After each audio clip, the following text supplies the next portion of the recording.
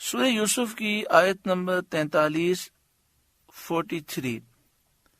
سورہ یوسف کا چھٹا رکوع اور 12ویں پارے کا 16واں رکوع۔ وقال الملک، اور بادشاہ نے کہا، انی ارا 7 بقرات سمان، میں نے خواب میں دیکھیں 7 گائیں جو سیمان ہیں، فربا ہیں، موٹی تازی ہیں۔ یأکلہن 7 عجاف، کہ انہیں 7 دبلی گائے کھا رہی ہیں۔ حضرت یوسف علیہ السلام کو قید خانے میں 12 سال ہو گئے، اور آپ نے ساقی سے کہا تھا کہ میرا ذکر بادشاہ کے پاس کرنا، یہ بھول گیا۔ جب آپ نے کہا تھا اس وقت آپ کو قید خانے میں 5 سال ہوئے تھے، 7 سال مزید وہ بھول گیا، تو اس طرح 12 سال گزر گئے۔ تو 12 سال قید خانے میں ہو گئے۔ اس کے بعد بادشاہ نے خواب دیکھا جو بڑا عجیب و غریب تھا۔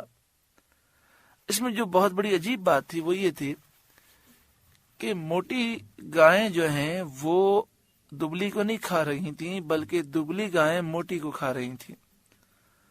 وَسَبْعَ سُنبُلَاتٍ خُضْرٍ وَأُخَرَ يَابِسَاتٍ، 7 بالیں ہری اور دوسری 7 سوکھی۔ بادشاہ نے یہ منظر بھی دیکھا کہ 7 ہری بالیاں ہیں۔ بالی سے مراد جیسے گندم کا پودا ہوتا ہے، تو پودے کا وہ حصہ جس پر گندم کے دانے لگے ہوتے ہیں اس کو بالی کہتے ہیں۔ تو اس نے دیکھا کہ 7 سرسبز و شاداب بالیاں ہیں اور 7 خشک ہیں۔ یہ خشک بالیاں ہری پر وہ لپٹ جاتی ہیں اور پھر ہری کو بھی خشک بنا دیتی ہیں۔ یا ایھا الملأ افتونی فی رؤیای ان کنتم للرؤیا تعبرون، اے درباریوں میری خواب کا جواب دو اگر تمہیں خواب کی تعبیر آتی ہو۔ بادشاہ نے سب سے سوال کیا۔ قالوا اضغاث احلام، وہ بولے پریشان خوابیں ہیں۔ پریشان خوابیں کا ایک معنی یہ بھی ہوتا ہے کہ جن کی کوئی تعبیر نہیں ہوتی، معدے کی خرابی کی وجہ سے یا صرف سوچ و فکر کی وجہ سے انسان بعض مناظر دیکھ لیتا ہے۔ آگے انہوں نے کہا وما نحن بتأویل الاحلام بعالمین، اور ہم خواب کی تعبیر نہیں جانتے۔ وقال الذی نجا منہما، اور بولا وہ جو ان دونوں میں سے بچا تھا، یعنی جو بادشاہ کا ساقی تھا، اس نے کہا وَادَّكَرَ بَعْدَ أُمَّةٍ، اور ایک مدت گزرنے کے بعد اسے یاد آیا کہ حضرت یوسف علیہ السلام نے اس سے فرمایا تھا کہ اپنے آقا کے سامنے، بادشاہ کے سامنے میرا ذکر کرنا۔ تو اس ساقی نے کہا انا انبئکم بتأویلہ فارسلون، میں تمہیں اس کی تعبیر بتاؤں گا، مجھے جیل میں بھیجو۔ اس نے کہا کہ قید خانے میں ایک خواب کی تعبیر بتانے والا عالم ہے، اور مجھے اور کچن کے مطبخ کے محتمم کو انہوں نے ایک تعبیر بتائی تھی، جیسا بتایا تھا ویسا ہوا۔ تو بادشاہ نے ساقی کو وہاں بھیج دیا۔ وہ قید خانے میں پہنچا، حضرت یوسف علیہ السلام سے کہنے لگا یوسف ایھا الصدیق، اے یوسف، اے صدیق، اے بہت سچے، افتنا فی 7 بقرات سمان یأکلہن 7 عجاف، ہمیں تعبیر دیجئے 7 فربا گایوں کی جنہیں 7 دبلی کھاتی ہیں، وَسَبْعِ سُنبُلَاتٍ خُضْرٍ وَأُخَرَ يَابِسَاتٍ، اور 7 ہری بالیاں اور دوسری 7 سوکھی۔ اسے جا کر کہا کہ یہ خواب بادشاہ نے دیکھا ہے، اور ملک کے تمام علماء، حکما، جادوگر، کاہن اس کی تعبیر بیان کرنے سے عاجز ہیں، لعلی ارجع الی الناس لعلہم یعلمون، شاید میں لوگوں کی طرف لوٹ کر جاؤں، شاید وہ آگاہ ہوں اور خواب کی تعبیر وہ جانیں اور آپ کے علم و فضل، مرتبت اور منزلت کو سمجھیں اور آپ کو اس قید سے رہا کر کے وہ اپنے پاس بلا لیں۔ قال تزرعون 7 سنین دأبا، آپ نے فرمایا کہ تم کھیتی کرو گے 7 برس لگاتار، اس زمانے میں خوب پیداوار ہوگی، 7 موٹی گایوں اور 7 سبز بالیوں سے اس کی طرف اشارہ ہے۔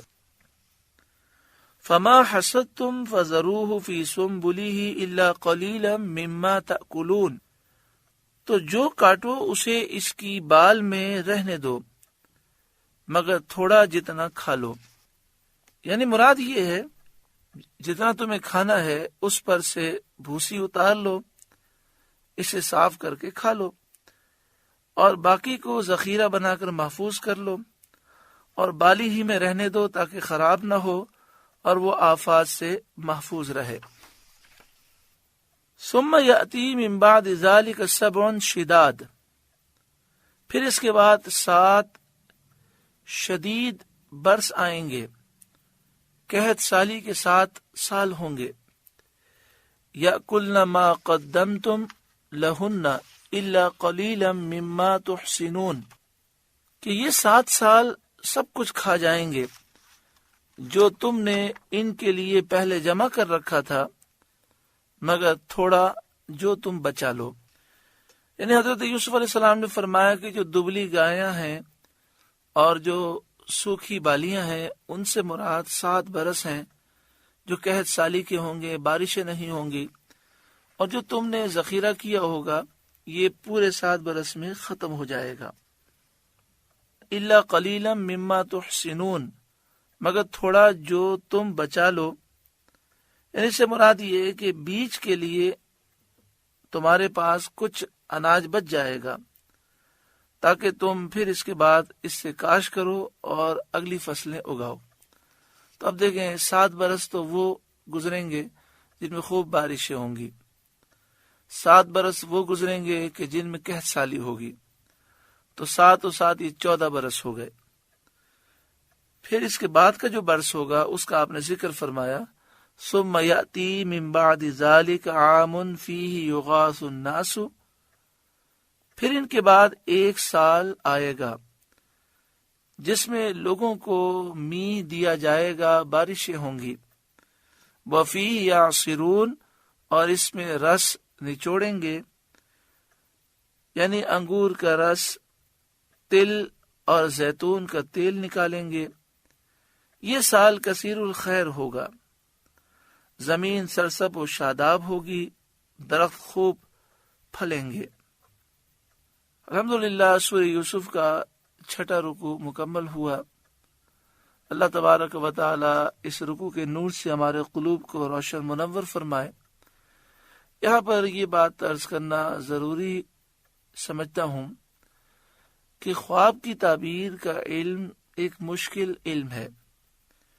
مجھے یاد ہے کہ ایک موقع پر بچپن میں مفتی اعظم پاکستان مفتی وقار الدین علیہ رحمہ کی خدمت میں حاضر ہوا اور ان سے خواب کی تعبیر پوچھی، تو آپ نے مجھ سے ارشاد فرمایا کہ جس طرح درس نظامی کا ایک کورس ہے 10 سالہ کورس، پھر اس کے بعد پریکٹس ہوتی ہے اور پھر کئی سال لگتے ہیں کہ انسان اس قابل ہو کہ شرعی مسائل کا جواب نکال کے وہ دے سکے، تو آپ نے فرمایا یہ 15-20 سال انسان کو لگتے ہیں کہ وہ اس مقام پر پہنچتا ہے۔ تو آپ نے فرمایا کہ تعبیر الرؤیا کا جو علم ہے اس کو سیکھنے اور پریکٹس میں بھی 15-20 سال لگتے ہیں۔ چونکہ میں نے یہ علم حاصل نہیں کیا لہٰذا میں آپ کو خواب کی تعبیر نہیں بتا سکتا۔ میں سمجھتا ہوں مفتی اعظم پاکستان کا یہ تقوی اور پرہیزگاری اور یہ آپ کا مقام و مرتبہ ہے کہ بالکل صاف و واضح آپ نے ارشاد فرما دیا۔ اس لیے فی زمانہ خواب کی تعبیر بتانے والے ناپید ہیں، نایاب ہیں، لہذا ہمارے لیے آسانی یہی ہے کہ جب ہم اچھا خواب دیکھیں اللہ کا شکر ادا کریں، 2 رکعت نفل شکرانے کی پڑھ لیں، یا الحمدللہ شکر میں 3 مرتبہ کہہ دیں الحمدللہ رب العالمین، الحمدللہ رب العالمین، الحمدللہ رب العالمین۔ شکرانے میں کوئی صدقہ کر دیں اور اللہ تعالیٰ سے دعا کریں کہ یا اللہ اس خواب کو ہمارے لیے بہتر فرما۔ اور اگر کوئی برا خواب دیکھیں تو حدیث پاک کے مطابق الٹی طرف 3 دفعہ تھو کریں۔ تھوکنے کی حاجت نہیں ہے، صرف تھو کرنا ہے اور کہنا ہے اعوذ باللہ من الشیطان الرجیم ومن شر هذه الرؤیا، اے اللہ میں شیطان مردود کے شر سے تیری پناہ مانگتا ہوں، اور یہ جو میں نے خواب دیکھا ہے اس کے شر سے میں تیری پناہ مانگتا ہوں۔ پھر دوبارہ سونا ہو تو کروٹ بدل کے سو جائیں، اللہ کی راہ میں کچھ خیرات کر دیں، 2 رکعت نفل توبہ کی پڑھ لیں، استغفار کی تسبیح پڑھ لیں، انشاءاللہ تعالی اس خواب کی برائیوں سے آپ محفوظ رہیں گے انشاءاللہ عز و جل۔ اس کا خیال رکھنا چاہیے، برا خواب کسی کو نہ بیان کریں۔ اچھا خواب ہو تو جو آپ سے بہت زیادہ محبت کرتا ہو تو اس کو ترائی میں بیان کیا جائے۔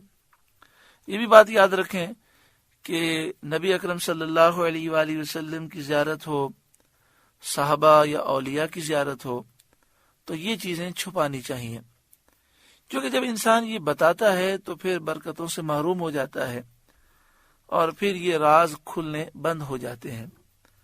اس لیے انسان کو چاہیے کہ وہ یہ معاملات لوگوں میں عام نہ کرے۔ اس کے علاوہ جب ہم سوئیں تو اللہ کا نام لے کر سوئیں، اللہم بسمک اموت و احیا، یہ دعا پڑھ کے سوئیں، آیت الکرسی پڑھ لیں۔ اور حدیث پاک میں کہ نبی اکرم صلی اللہ علیہ وآلہ وسلم جب بستر پر آرام فرماتے تو آپ سونے سے پہلے سورہ اخلاص، سورہ فلق اور سورہ ناس کی تلاوت فرماتے، اپنے ہاتھوں میں دم کر کے پورے جسم پر پھیرتے۔ یہ عمل آپ 3 دفعہ کرتے، یعنی پھر آپ سورہ اخلاص، سورہ فلق اور سورہ ناس کی تلاوت فرماتے، ہاتھوں پہ دم کر کے پورے جسم پہ پھیرتے۔ یہ عمل آپ 3 دفعہ کرتے۔ اور جب انسان اٹھتا ہے تو پیارا آقا صلی اللہ علیہ وآلہ وسلم نے فرمایا نیند میں شیطان 3 گرہ لگاتا ہے۔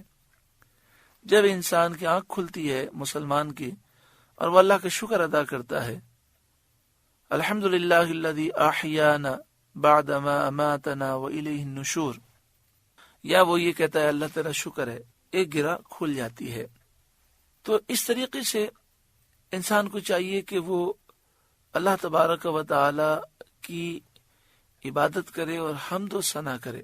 تو عام طور پر لوگ جب اٹھتے ہیں تو اس وقت اللہ کا ذکر نہیں کرتے، تو آپ صلی اللہ علیہ وآلہ وسلم نے ارشاد فرمایا کہ اٹھ کر جب انسان ایک دفعہ کہتا ہے الحمدللہ، اللہ کا شکر ادا کرتا ہے، تو ایک گرہ کھل جاتی ہے۔ پھر آپ صلی اللہ علیہ وآلہ وسلم نے طہارت کا ذکر فرمایا، جب ناک میں پانی ڈالیں تو اس میں مبالغہ کریں۔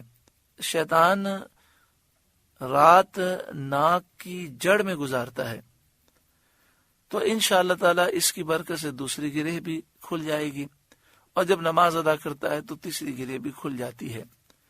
اب جو شخص نہ تو سوتے وقت اللہ کا ذکر کرے اور نہ ہی توبہ کرے، اور اٹھ کر بھی نماز نہ پڑھے، اللہ کا ذکر نہ کرے، تو شیطان کی گرہ روز نہ جانے کتنی لگ جاتی ہوں گی، اور دل کتنا اندھیروں میں چلا جاتا ہوگا۔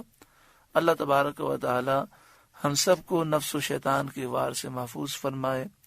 اللہ تعالیٰ ان باتوں پر مجھے بھی عمل کی توفیق عطا فرمائے، آپ کو بھی عمل کی توفیق عطا فرمائے۔ اللہ اللہ اللہ